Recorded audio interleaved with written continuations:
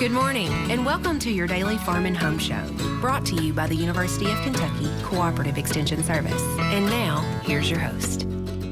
Good morning and welcome to your Farm and Home Show. My name is Joanna, and this morning we're visiting with Catherine Webster. She's the Simpson County Extension Agent for 4-H Youth Development. Good morning, Catherine. Good morning. Catherine, you have the whole studio smelling like... If only we were cooking it. I know, right? Country ham. And this is one of the really neat projects I feel like 4-H has. It is. So 4-H is very project-based, and a lot of times there's things that we teach that maybe kids can't get in the schools anymore, or that I like to refer to as a lost art.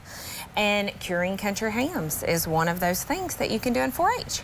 And you know, when my kids have participated in this project, and it's such a neat process to go and see and actually get to do curing of country hams. It is. So we're in the middle of the state fair, and the state fair always kicks off with a country ham show. So we had that last week, and so there were around 800 4-H members on the opening day of the state fair that, and you know, when you think about parents with them, that convened in the South Wing, and those 4-Hers have been curing hams.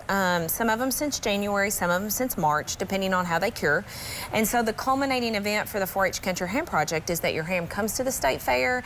It's judged by professionals, by ham producers all across the state, and then the 4-H member gives a speech on some aspect of the country ham process.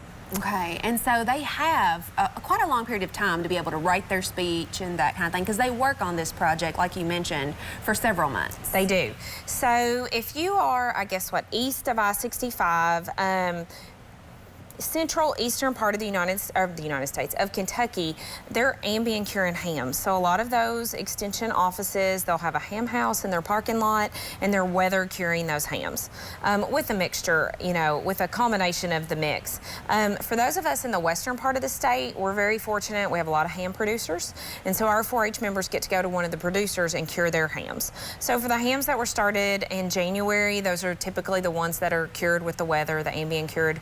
For those that are going to a processor, they start in March. So for Simpson County, Warren County, really for the Mammoth Cave area, our 4-H members go to Clifty Farms in Scottsville.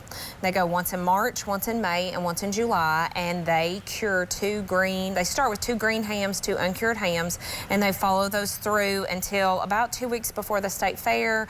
They'll oil their hams, they'll get one ready to go to the state fair, and it will compete. All right, and I think it's such an awesome experience for kids, but when do they have to sign up, Catherine? Is the sign up in the fall usually? Yes, and so it's not like some projects or some clubs you can sign up for all year long.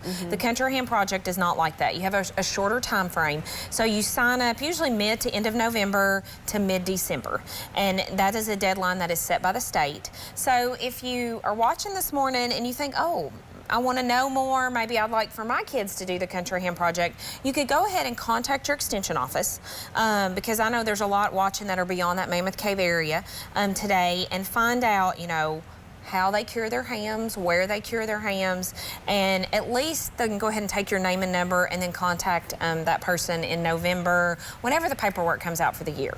And I think one of the coolest things about this project when my kids were involved was that we got the hams. You do. So every county's a little different because there is a fee associated with it to cover the cost of the raw hams, and it's actually probably less than they would actually cost if you went to buy those hams. But it is, this past year, it was $60, $65 to do the project, and then you end up with your 2 hams as long as you follow through. As long as you go to the state fair and you give the speech and you let your ham be judged, then you get those 2 hams. And every county's different. So in Simpson County, we do an auction every November at our Ag Breakfast. We auction off a ham, and we use those proceeds to help fund the project. So if kids want to do the project free of charge or at a lower charge, we get 1 ham, they get 1 ham, and so it gives more people the opportunity. Again, every county's different, just like any 4-H project, but at least contact your extension office and find out if your kids are going to be ages 9 to 18 in 2020, then they can do the 4-H Country Ham Project. Now, no, Catherine, at one point in time, they talked about expanding it to adults. Is that offered in Mammoth Cave area? So it's up to the county. Okay. So we have a handful of clover buds and parents that if they had a of-age child curing at Clifty Farms, we would give them the option to cure 1 ham with them. Okay. So you don't see a whole lot of it, but yes, that option is there. And certainly parents go along when the kids cure the hams, so they get to learn the process too. And it's a really neat facility to tour and learn more about it. Yes. And so this can be their first 4-H experience as well, right? Absolutely, yes. All right, well, Catherine, thanks for coming, smelling up the studio with Country Ham this morning. If you have questions, make sure to contact your local extension office. If you have questions about today's topic, please call the Warren County Extension Office at the number on your screen. Thanks for watching and have a great day.